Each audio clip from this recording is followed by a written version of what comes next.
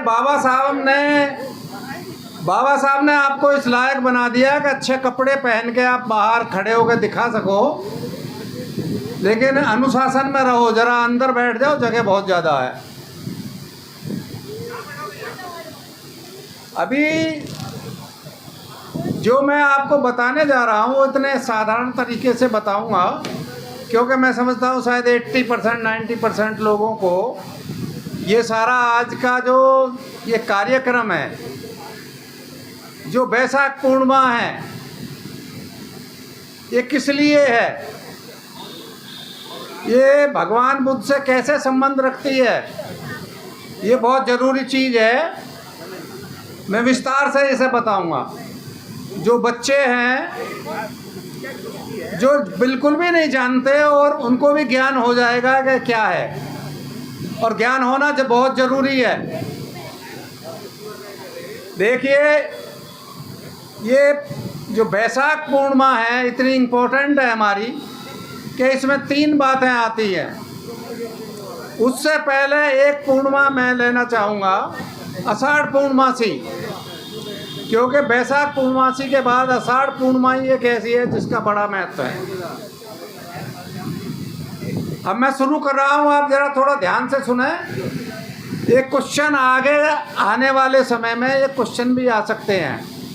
मैं आपको एक बात बताता हूँ कि बौद्ध था कहीं का, और वह अमिताभ बच्चन ने उससे क्वेश्चन पूछा कि भगवान बुद्ध का जन्म किस पेड़ के नीचे हुआ था। उस बौद्ध ने ये बात नहीं बता पाया। कितने शर्म की बात है, समझे। ये अमिताभ बच्चन ने क्वेश्चन पूछा, वो जीत जाता, उसको ये भी नहीं मालूम था कि किस पेड़ के नीचे जन्म हुआ।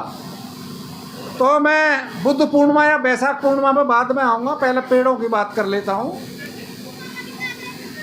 पीपल का पेड़, बरगद का पेड़ और ये शाल वृक्ष, शाल, ये बड़े 3 पेड़ तो बहुत ही ज़्यादा इम्पोर्टेंट है। शाल वृक्ष के नीचे जन्म हुआ और अंतिम सांस भी शाल वृक्ष के नीचे ली भगवान बुद्ध ने। अच्छा, जो बरगद का पेड़ है, बड़ का पेड़, इसके नीचे खीर खिलाई सुजाता ने भगवान बुद्ध को, सोने की थाली में खीर खिलाई। अब पीपल का पेड़, पीपल के पेड़ के नीचे ज्ञान प्राप्त हुआ। और पीपल के पेड़ की खासियत है कि वो 24 घंटे ऑक्सीजन देता है। किसी को ऑक्सीजन की कमी हो रही है, सिलेंडर की ज़रूरत है, पीपल के पेड़ के नीचे रहो, फुल ऑक्सीजन मिलेगी। अब मैं बुद्ध पूर्णिमा से, बैसाख पूर्णिमा से इधर हट गया। क्यों हट गया? कि आपको ये छोटे छोटे ज्ञान होने चाहिए इस तरह के। रही बात ये कि वो अभी सारथी जी ने बोला था, तथागत बोलो, भगवान मत बोलो। केवल 2 ही भगवान हुए हैं अभी तक, भगवान महावीर और भगवान बुद्ध। ऐसा कुछ नहीं है कि भगवान मत बोलो। जिन्होंने अपनी सारी तृष्णाओं का नाश कर दिया, भगवान, सारी ये जो तृष्णा है ना, काम क्रोध मद मोह लोभ, सब जितना भी है, ये भगवान नाश कर दिया हो, दैट इज कॉल्ड भगवान।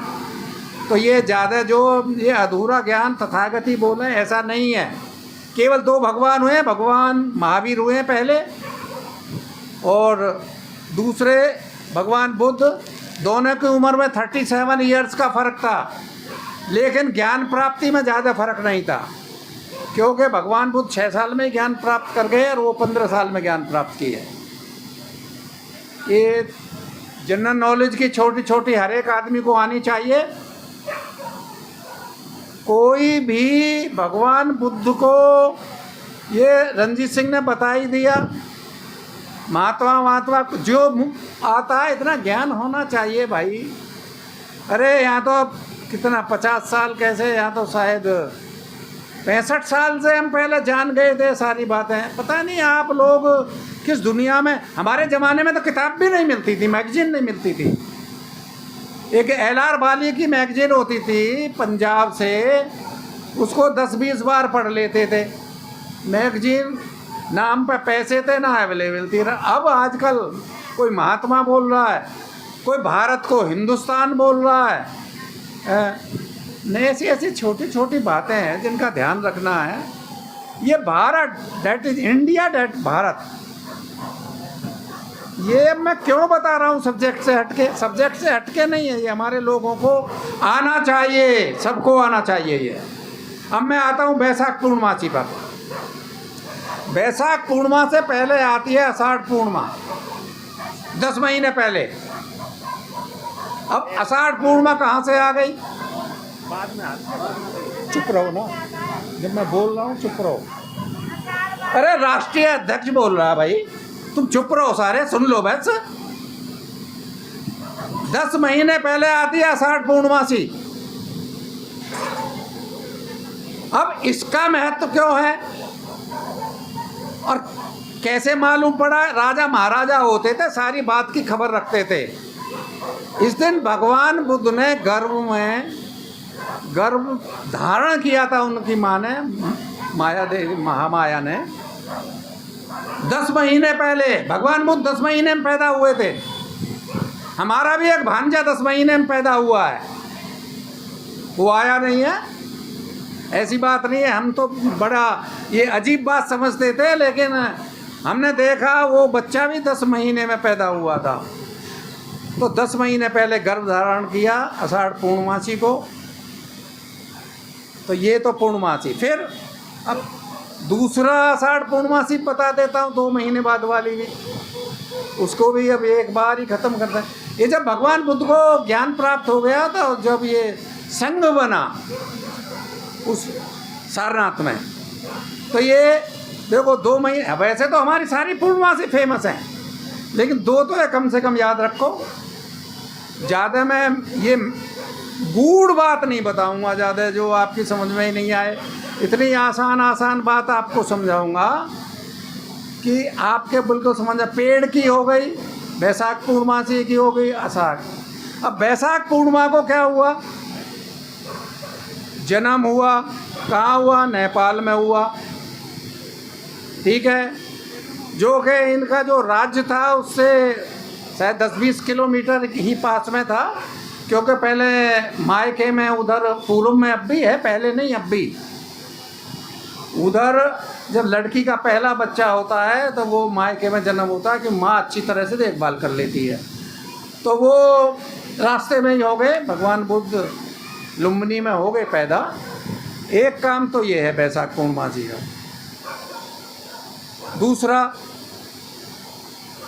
दूसरा जब पैदा हो गए तो वहाँ से मैं पूरी कहानी बताऊंगा आपको।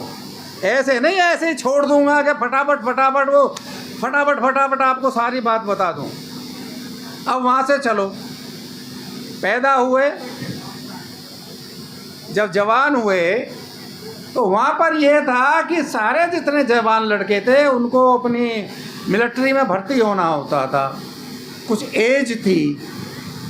तो भगवान बुद्ध का जब नंबर आया और ये जवान थे, तो पानी के ऊपर लड़ाई हो गई। वो नदी का पानी था, कोलियों में और शाक्यों में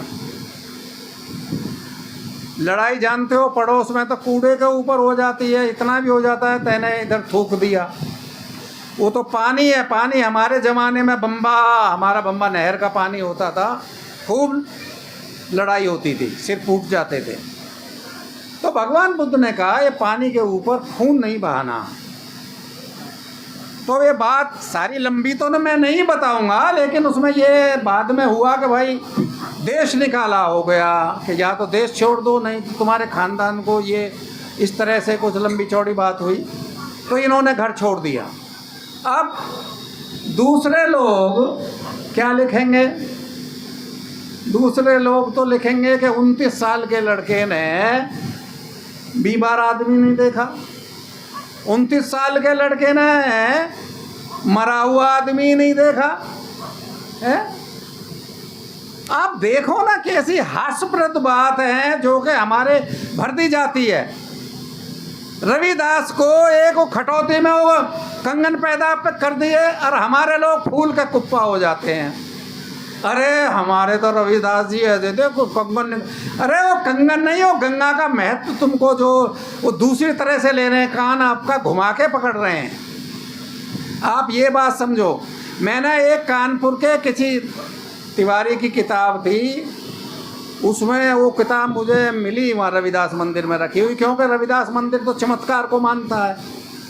मैंने वो पढ़ी तो उसमें एक तो घोड़े का वर्णन किया, उनकी टाप इतनी हैवी और ऐसे आवाज़ कर रही थी और ये खामखा, और जन्म का ये किया कि जब जन्म हुआ और जब उनके पिताजी लेके गए मंदिर तो सारे देवता खड़े होकर चरण छुए।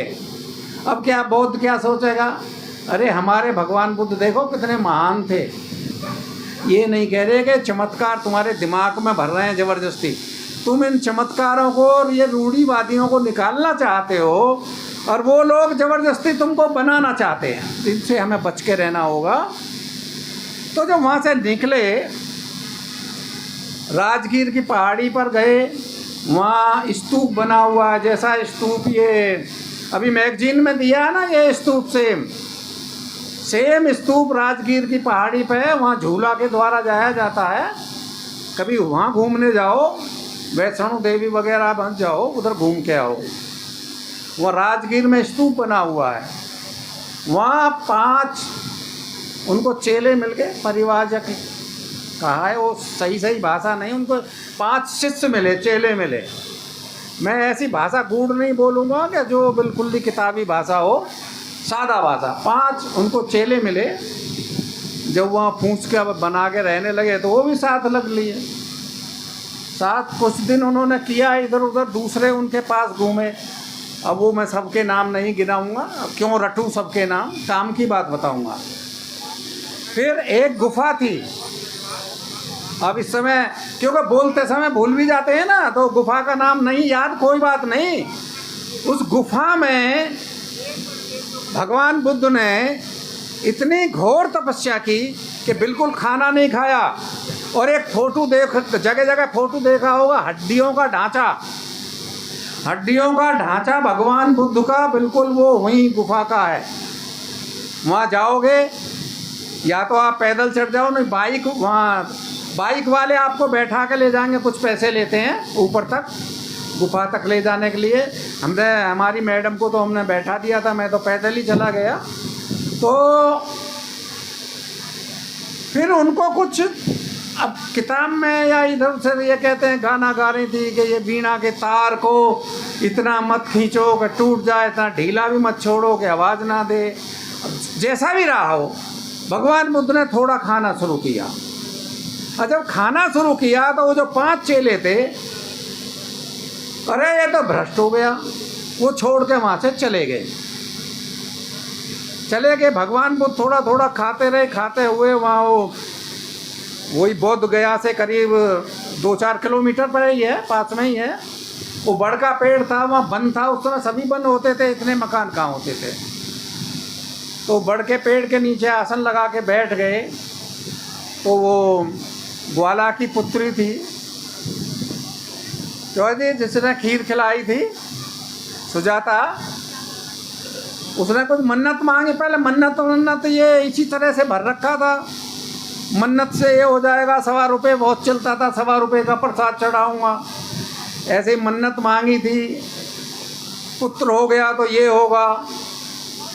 वो पुत्र जो बहुत बड़ा भिक्षु बना बाद में, जो हुआ पैदा, और उसकी खुशी में अपनी दासी को खीर लेके भेजा कि जाओ उस पेड़ को, बड़ के पेड़ को, भगवान बुद्ध को नहीं, मतलब जब तो भगवान बुद्ध नहीं थे, सिद्धार्थ थे, सिद्धार्थ को नहीं, उसको पेड़ को खीर खिला के आओ। अब वहाँ सिद्धार्थ बैठे थे तो वो गई, वो डर गई। पहले डरते भी ज़्यादा थे, अब थोड़ा सा आपको डर की बात भी बता देता हूँ, कुछ ना कुछ तो बताना ही पड़ेगा ना। कि वो 3 वो थे, 3 कॉकरोच वो हॉस्पिटल में एडमिट थे। कहने लगे भाई वो क्या हुआ तुमको? कहने लगा यार ये महिलाएं डरती बहुत है, एकदम चिल्ला पड़ी और मुझे तो हार्ट अटैक आ गया। कॉकरोच बोला। तो ये आपको थोड़ा सा ये बता रहा हूँ मैं। तो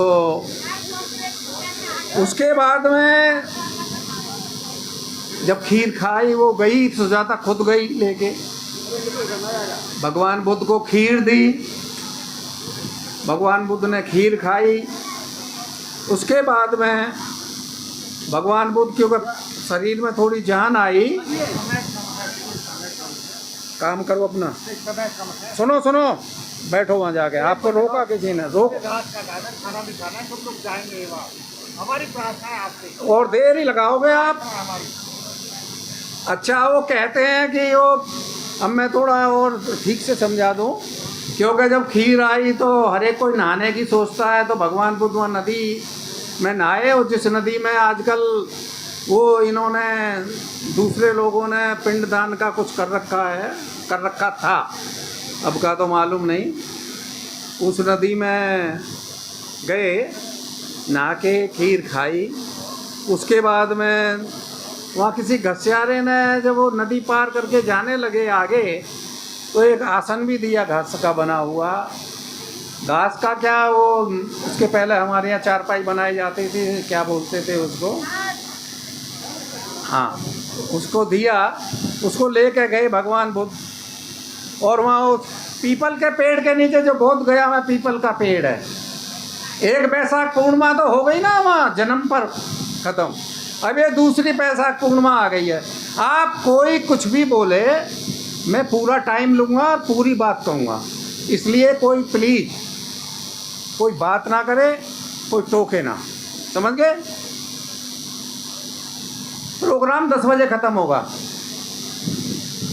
तो वहाँ से जब वो जो भी अब इसखारा ना करूँ कि इतने हफ्ते में ये हुआ वो हुआ, भगवान बुद्ध को वहाँ ज्ञान प्राप्त हो गया। चहलकदमी की भगवान बुद्ध ने लगभग 1 महीने वहीं, और क्योंकि इससे पहले 28 या 27 बुद्ध हुए, वो अपना ही कल्याण किया उन्होंने ये अपना जो ज्ञान है ना, आम लोगों को नहीं दिया जैसे भगवान बुद्ध ने दिया।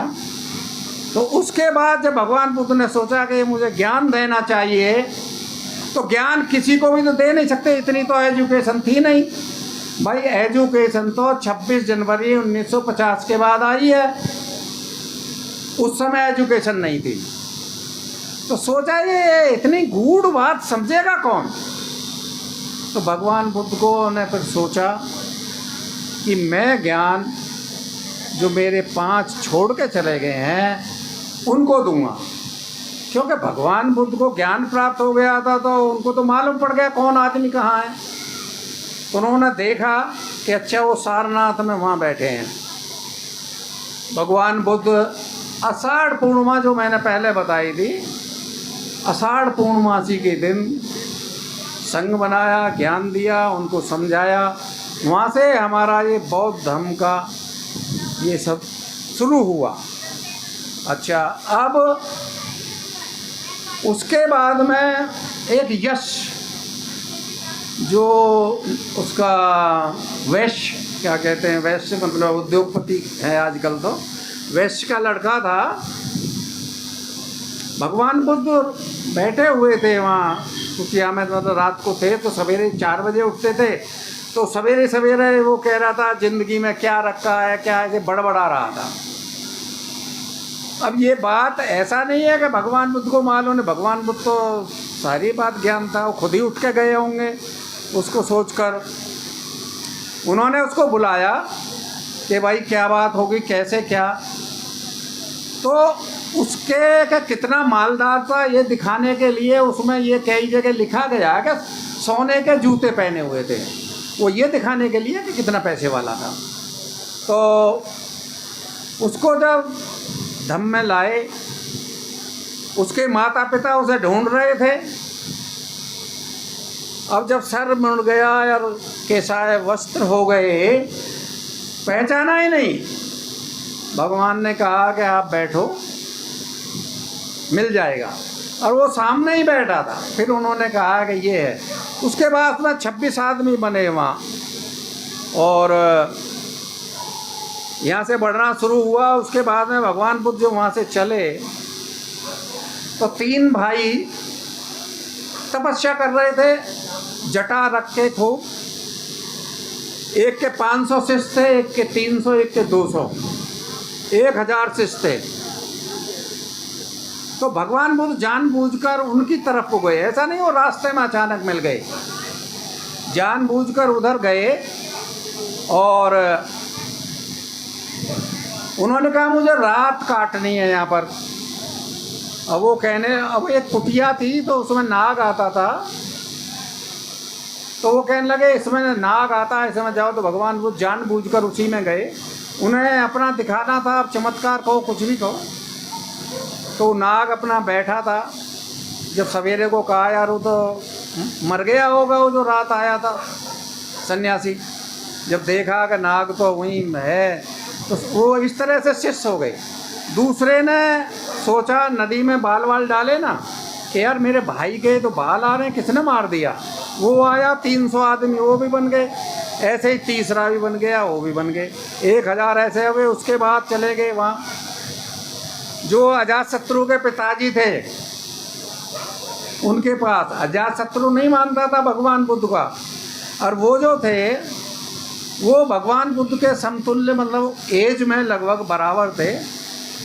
और वहाँ अनाथ पिंडक की बहन थी उस राज्य में, वहाँ अनाथ पिंडक मिल गया।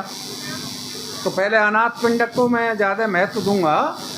तो अनाथ पिंडक ने कहा कि इनवाइट किया कि श्रावस्ती में वहाँ आओ भगवान। तो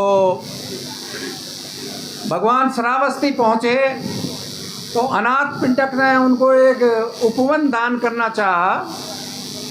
तो उपवन जो उसका प्रसन्नजीत का राज था वहाँ पर श्रावस्ती में। ये अच्छा नहीं लगता कि मैं यहाँ गला फाड़ रहा हूँ और आप अपने घर की बातें कर रहे हो, हैं? कितनी गलत बात है। अरे ये काम नहीं सुनोगे तो ये क्या जो यहाँ जय बोलने के लिए आते हो, बस ऐसा नहीं होता। सब नहीं जानते, 90% लोग नहीं जानते। नहीं तो क्वेश्चन रख लो, ध्यान दो। हम समझते हैं तुम जानते हो, लेकिन हो सकता है मैंने गलत बोला हो या आपने जो दूसरी तरह से पढ़ा हो, ध्यान देना चाहिए। मैं कोई यहाँ वैसी कथा थोड़ी सुना रहा हूँ। तो उसने जमीन देने से मना कर दिया प्रसन्नजीत के लड़के ने, और उसने कहा ठीक है देंगे, कि शायद देना नहीं चाहता था कि ऐसा करो स्वर्ण मुद्रा जितनी बिछा लो उतना दे दो, दे देंगे। तो गाड़ियों में भर के स्वर्ण मुद्रा, हम तो एक आजकल मुद्रा नहीं खरीद सकते, गाड़ियों में भर के बिछाना शुरू कर दिया। बाद में उसने माफ़ी मांगी, कहा बुद्ध विहार मैं बनवाऊंगा, और वो उपवन उसने दे दिया। ठीक है, उपवन दे दिया। तो अभी चौथी जो पूर्णमासी है ना, बैसाख पूर्णमासी, वो दूर है थोड़ा सा। 25 साल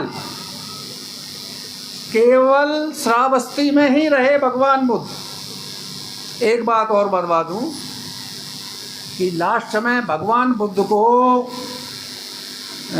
वैशाली से बड़ा प्रेम था। क्यों था वैशाली से प्रेम? एक तो भगवान महावीर वहाँ के थे, वैशाली के। तो देखो जहाँ कोई अच्छा आदमी होगा या अच्छा कोई भाषण देने वाला होगा तो वहाँ के सभ्य लोग हो जाते हैं। तो वहाँ के लोग सभ्य बहुत थे, 1008 वहाँ गण थे। तो वहाँ प्रजातंत्र था उस जमाने में वैशाली में, और वो जैन थे, सब जैन थे। फिर भी भगवान बुद्ध उसको बहुत मानते थे। और लास्ट में भी भगवान बुद्ध जब 1 साल पहले, 3-4 महीने पहले करीब वैशाली गए, कि वैशाली के लोगों से मिलना था उन्हें। वहाँ आम्रपाली भी वैशाली की थी। अब वो लंबा हो जाएगा, लोग ज़्यादा कह रहे हैं, नहीं तो सारी कहानी बताता। तो वो कहने लगे 3 महीने के बाद परिनिर्वाण हो जाएगा मेरा। अब तो पूरे वैशाली के लोग तो रोने लगे। रोने लगे। अब जब भगवान वहाँ से चले तो वो उनको छोड़ा नहीं, पीछे पीछे। वहाँ उन्होंने भिक्षा पात्र भी उनको दिया। एक वैशाली की बात और बताता हूँ, हम घूमने गए तो हमें तो बहका दिया वहाँ के लोगों ने। वहाँ जो नदी बह रही है ना, उसमें जो आनंद थे जब उन्होंने परिनिर्वाण हुआ था आनंद का, तो वैशाली में ही परिनिर्वाण करना चाहते थे, लेकिन जो नदी थी वहाँ अजातशत्रु आ गया सेना लेके कि नहीं हमारे यहाँ करो। अजातशत्रु उस समय बड़ा ज़बरदस्त था, वो बहुत जैन था वो उस समय। तो उन्होंने बीच नदी में ही वो कर दिया। वहाँ कुछ है बना हुआ, लेकिन हमें लोगों ने समझा दिया है गज गजानंद की वहाँ हाथियों का ये हुआ था, पता नहीं क्या बता दिया। हम घूमने गए थे जब, ये थोड़ी बीच बीच में जनरल नॉलेज है। जब 3 महीने की बात कह दी तो फिर वो सबको मालूम है, उनका खाना खाया और फिर भगवान ने कहा भाई ये वो सबको मालूम ही है। और परिनिर्माण शाल के वृक्ष के नीचे उन्होंने अपना वो बिछवा के वहीं परिनिर्माण हुआ। तो ये तीसरी पूर्णमासी है। कोई ऐसा आज तक नहीं हुआ कि तीनों पूर्णमासी जन्म और परिनिर्माण और ज्ञान, कोई भी आज तक ऐसा नहीं हुआ है जो चाहिए। तो ये मैंने पूरी कहानी आपको बता दी है, लोगों की मैंने इसमें सुनी भी कि भाई ऐसा लंबा मत बोलो। लंबा ना बोलेंगे तो मैं कहानी ऐसे ही 2-4 लाइन सुनाने थोड़ी ही आया हूँ भाई। प्रोग्राम किया है, कभी मौका ही नहीं देते बोलने का, वो तो अच्छी बात है आज दे दिया। चलो सभी को नमो बुद्धाय, जय हिंद।